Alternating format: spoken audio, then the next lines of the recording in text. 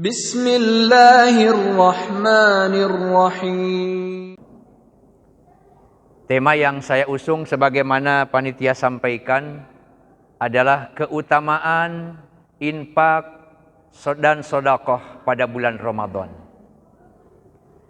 Bulan Ramadan oleh Rasulullah sallallahu alaihi wasallam disebut sebagai Syahrul Jud, bulan berderma, bulan di mana di dalamnya kita sangat dianjurkan untuk banyak bersedekah. Kenapa?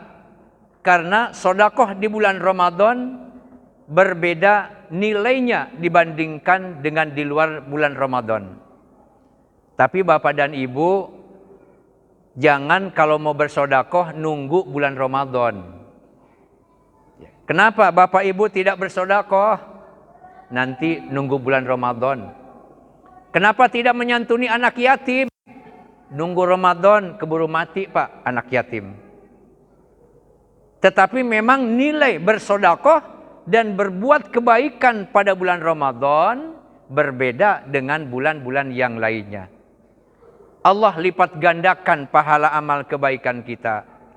Sebagaimana dalam hadisnya, apabila melaksanakan perkara-perkara yang sunnah, maka nilainya sama dengan melaksanakan perkara yang fardu atau yang wajib. Barang siapa melaksanakan yang wajib, maka Allah lipat gandakan 70 kali lipat. Luar biasa Bapak dan Ibu. Inilah keistimewaan bulan Ramadan. Rasulullah Shallallahu Alaihi Wasallam makanya ketika memasuki bulan Ramadan, dia jauh lebih dermawan jika dibandingkan dengan bulan yang lain. Sudah pada bulan yang lain sangat dermawan, masuk bulan Ramadan lebih dermawan. Karena Rasulullah Shallallahu Alaihi Wasallam ajwadan nas. Rasulullah Shallallahu Alaihi Wasallam adalah manusia yang paling dermawan. Wa kana ajwadu ma yakunu fi Ramadan. Dan pada bulan Ramadan jauh lebih dermawan dibandingkan dengan bulan yang lainnya. Subhanallah. Maka ikutan kita adalah Rasulullah Shallallahu Alaihi Wasallam. Pada bulan Ramadan, Bapak dan Ibu, ini kesempatan yang luar biasa. Salah satunya adalah untuk kita berinfak, untuk kita bersedekah. Antara sedekah dan kematian itu Bapak dan Ibu, itu seperti kita berlomba antara kematian dan sedekah. Sehingga orang yang tidak bersedekah menjadi salah satu penyesalan pada saat dia ajal tiba. Inilah luar biasa. Di dalam sebuah ayat Al-Quran ditegaskan, wa anfiqu mimma razaqnakum min qabli ayyatiya ahadukumul maut fayaqula rabbi laula akhartani ila ajalin qarib fa asaddaqu wa akum minas solihin. Dan berinfaklah kalian, hei manusia, sebelum salah seorang di antara kamu datang kematian. Lalu dia berkata, Tuhan, Allah, Rabb, tangguhkanlah sebentar saja ajalku. Saya akan bersedekah dan saya akan menjadi orang yang soleh. Ini sebuah penyesalan. Ya Allah, tangguhkan kematian. Saya akan bersedekah. Harta saya banyak. Sawah, ladang, kebun lebar. Mobil berjejer. Uang berlipat-lipat di bank. Saya akan bersedekah, ya Allah. Tetapi apabila datang ajal, la yastakhiruna sa'ata wa la yastaqdimun. Apabila ajal datang, tidak bisa dimundurkan dan tidak bisa dimajukan walaupun sesaat, walaupun 1 detik. Tapi hadirin yang berbahagia, di antara keistimewaan sedekah antara lain tadfa'ul bala, mencegah bencana. Dulu lebih kurang mungkin sekitar 15 tahun, Pak. Apa 20 tahun lah. Kebetulan saya hadir. Jadi salah satu direktorat di Kementerian Pertanian, Pak. Salah satu direktorat, dia melakukan kunjungan safari ke Sumatera Barat. Ini di sini, Pak, di pertanian. Di perjalanan mobilnya jatuh ke jurang. Mungkin barangkali ada Bapak yang masih ada di tempat ini barangkali. Masuk ke jurang 20 meter, Pak. Entah di Kelok 40 atau di mana gitu ya. Saya lupa itu. Masuk ke jurang 20 meter, Pak. Tengah malam pada saat mereka sedang terlelap tidur rata-rata umumnya. Dari 50 penumpang mobil dari sebuah direktorat di sini, tidak ada satupun yang jadi korban, misalnya meninggal dunia. Hanya satu orang yang bagian keningnya terkena pecahan kaca. Semuanya tidak ada yang cedera. Subhanallah. Padahal mereka berada di dalam jurang, sehingga mereka untuk naik ke atas itu sangat sulit karena tidak ada cahaya. Kecuali cahaya dari HP. Tapi luar biasanya seperti itu keadaannya. Itu pun yang satu karena dia loncat ke bagian depan mobil karena mobil miringnya ke kiri. Jadi jatuhnya itu di kiri. Dia loncat dari depan terkena pecahan kaca. Saya tanya, Pak, itu. Mereka bersyukur di sini kemudian manggil saya. Bapak Ibu waktu pergi bagaimana, sebelum pergi bagaimana? Salah satunya, Pak. Salah satu yang mereka lakukan rombongan itu adalah mengadakan bakti sosial.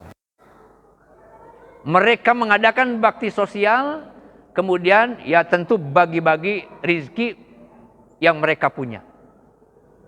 Saya yakin Allah menolong mereka. Tapi saya katakan Bapak Ibu jangan sombong dengan diselamatkannya oleh Allah. Ini memang sudah takdir dari Allah. Tapi yakin bahwa mereka ditolong oleh Allah karena sedekah itu. Bahkan hadirin rahimakumullah, ada yang berpendapat bahwa sedekah itu bisa merubah takdir. Coba luar biasa. Sedekah bisa merubah takdir Allah. Zaman Nabi Ibrahim, Pak. Ada seorang anak muda. Seorang anak muda datang kepada Nabi Ibrahim alaihissalam pada malam hari. Minta mengundang kepada Nabi Ibrahim besok dia akan melakukan akad nikah. Karena kebetulan Nabi Ibrahim ada sebagai gurunya. Datanglah pada waktu itu malaikat Ijrail menghadap ke Nabi Ibrahim. Dia bertanya, Ibrahim, siapa anak muda tadi itu? Oh, dia adalah muridku. Besok mau melangsungkan akad nikah dan dia mengundang saya untuk menghadirinya. Kata malaikat Ijrail, kasihan juga ya. Kenapa? Allah telah menyuruh saya besok pagi akan dia cabut nyawanya. Allahu Akbar. Betapa sedihnya Ibrahim alaihissalam. Kemudian malaikat Ijrail pulang. Nabi Ibrahim sudah mau ke anak muda untuk memberitahukan, tapi dia tidak sanggup dirinya untuk melakukan perbuatan itu. Karena apa akhirnya? Dia kembali lagi ke rumahnya karena memang kematian itu takdir dari Allah. Sudah. Tapi kemudian besok paginya Ibrahim datang menghadiri resepsi pernikahan itu. Dan dia menyaksikan anak muda itu masih hidup. Ya Allah. Sampai dia akhirnya punya anak, punya keturunan. Sampai Nabi Ibrahim itu menyaksikan si anak muda yang dulu menikah itu sampai usia 70 tahun. Masih hidup. Sampai akhirnya Ibrahim bertemu kembali dengan Ijrail. Wahai Ijrail, Aku masih ingat dan tahu tentang peristiwa anak muda 70 tahun yang lalu. Kenapa dia tidak jadi meninggal dunia? Wahai Israel, wahai Ibrahim, pada malam pernikahan si anak muda ini dia menginfakkan, bersodakoh kepada anak yatim sebanyak 7 dirham. Dia bersodakoh dengan ikhlas kepada anak yatim yang sedang kelaparan. 7 dirham. Akhirnya apa? Allah menyuruh, memerintahkan kepada saya, wahai Israel, tangguhkan dia dari kematian. Dan hargakan setiap 1 dirham adalah 10 tahun usia dia bertambah. Menangguh. Subhanallah. Inilah, maka ada yang berpendapat, sedekah itu bisa mengubah takdir. Tapi ini semua adalah kekuasaan dari Allah, Bapak dan Ibu. Sehingga ada juga yang silaturahim bisa memanjangkan usia. Tentu berbagai analisa, ya. Manusia memberikan analisa, bisa panjang umur dan sebagainya karena silaturahim. Dan karena sedekah bisa mengubah takdir. Semuanya adalah kehendak Allah Subhanahu wa ta'ala. Tapi inilah Bapak dan Ibu, bahwa betapakah yang namanya sedekah itu satu perbuatan mulia dan sangat dahsyat. Luar biasa dahsyatnya Pak sedekah itu. Waktu Allah menciptakan gunung, setelah Allah membuat hamparan bumi, lalu Allah membuat gunung sebagai pengimbang bumi dari berbagai hal termasuk angin. Pada saat Allah menciptakan gunung, bumi bergetar dahsyat. Sampai para malaikat bertasbih, subhanallah, subhanallah. Dan kemudian para malaikat bertanya kepada Allah, ya Allah, betapa dahsyatnya gunung ini. Sampai pada saat engkau menciptakan bergetar bumi. Tapi ya Allah, adakah yang lebih dahsyat daripada gunung? Ada, yaitu besi. Ternyata Bapak dan Ibu, gunung yang tinggi bisa diratakan oleh besi. Ya Allah, adakah yang lebih dahsyat daripada besi? Ada, yaitu api. Kita lihat, sekeras apapun besi dan baja, lumer kalau dibakar. Bertanya lagi para malaikat, adakah yang lebih dahsyat daripada api? Ada, yaitu air. Sebesar apapun api yang sedang membara, disemprot pakai air, padam. Tapi ya Allah, adakah yang lebih dahsyat daripada air? Ada, yaitu angin. Air yang berhampar di lautan disibakkan oleh angin. Jadi gelombang yang dahsyat. Ada angin tornado, ada angin puting beliung, benda-benda yang di sekitarnya bisa terbang, Pak. Mobil juga bisa terbang dengan angin. Tapi ya Allah, adakah yang lebih dahsyat daripada angin? Ada. Yaitu sedekah dengan ikhlas. Ke situ Pak larinya. Artinya apa? Sedekah itu lebih dahsyat dari segala hal. Kalau tadi katakan bisa mengubah takdir, bisa mencegah bencana, luar biasanya itulah sedekah. Makanya di dalam Al-Quran juga dikatakan, infak itu 700 kali lipat. Masalul ladzina yunfiquna amwalahum fi sabilillah kamathali habbatin ambatat sab'a sanabil fi kulli sumbulatin mi'atu habbah. Infak bagaikan sebuah biji. Dari biji itu tumbuh pohon. Dari pohon itu tumbuh 7 cabang. Dari setiap cabang itu keluar buah. Masing-masing satu cabang 100 buah. Jadi satu infak sama dengan 700 kali lipat. Masya Allah. Bapak dan Ibu, apa tidak tertarik dengan ini? Jangan sampai kita menyesal, Bapak Ibu. Apa yang ada di dalam diri kita, uang, harta, ataupun apa, itu bukan milik kita sebenarnya, Pak. Yang menjadi milik kita itu apa yang sudah kita sedekahkan itu.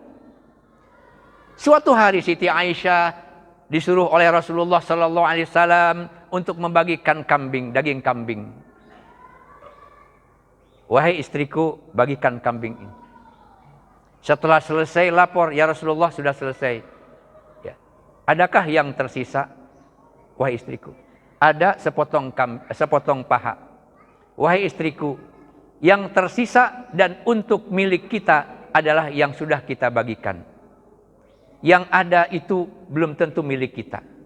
Jadi kalau kita menginfakkan 1.000 rupiah dari 1 juta yang ada di saku, yang menjadi milik kita yang 1.000.